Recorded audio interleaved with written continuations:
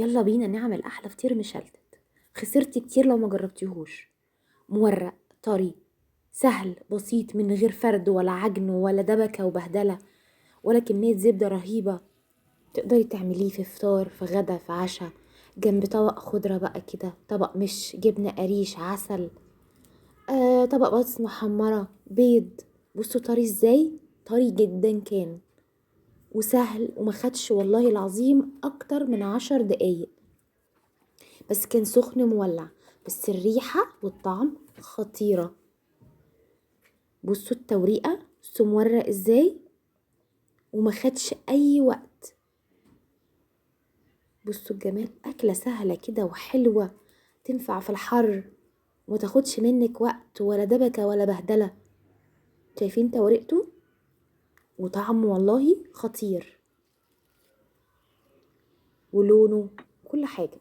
انا معايا 3 معالق من الزبدة، 3 معالق بس، ومعايا معلقتين من القشطة بتاعت وش اللبن، ومعلقتين من الزبادي، ونص كوباية من اللبن اللي هو الحليب.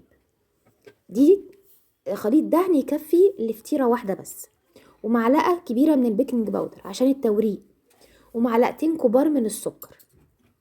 وهقلب بقى الخلطة الحلوة دي معايا كويس قوي زي ما انتوا شايفين كده. هجيب صينية مقاس 30، ومعايا لفة من الجلاش اللي هي 350 جرام. هبتدي ادهن الصينية بالخليط بتاعي، ادهنها كويس قوي، وهبتدي احط ورقة ورقة، وهدهن كويس جدا ما بين الورق، في الحروف، في كل حتة، عشان الصينية بتاعتي تطلع مورقة وطرية. هبتدي بقى اخد ورقة ورقة واطرفهم على بره، زي ما عملنا مع بعض الفطير اللي هو لوش البيتزا، فاكرينه؟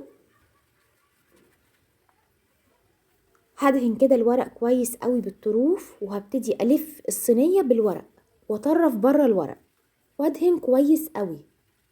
دي اهم خطوة عندك، الدهن. وهفضل اطرف في الورق حوالين الصينية كلها، انا عايزاها تطلع مدورة طبعا وتطلع شكلها حلو ومتساوي. وحاولي تلفي بالورق حوالين الصينية عشان ما تبقاش ناحية اعلى من ناحية. انا خلصت الورق كله ما عدا اخر ورقتين، سبتهم على جنب وغطيتهم. وهبتدي اخد الطروف اللي بره دي ادهنها برضو وادخلها جوه الصينية. سهلة جدا وبسيطة خالص، ما بتاخدش اي وقت.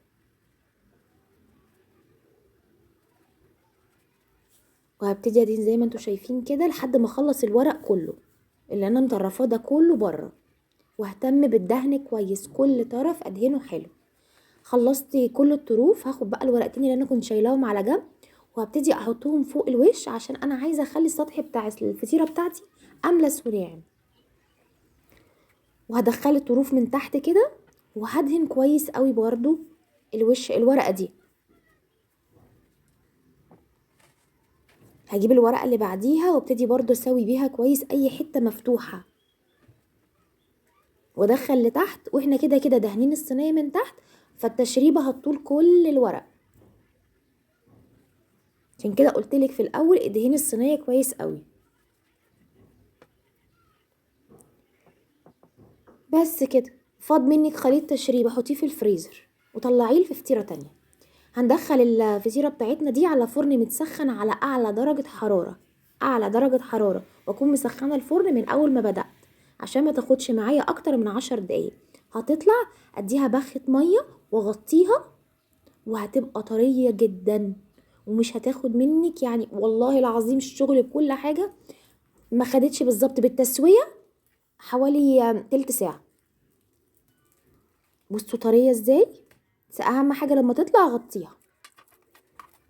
قطعيها بقى بايدك، قطعيها بالمقص، بالسكينه، النبي عربي وقطعي بايديكي. بصوا بصوا مورقه ازاي وحلوه.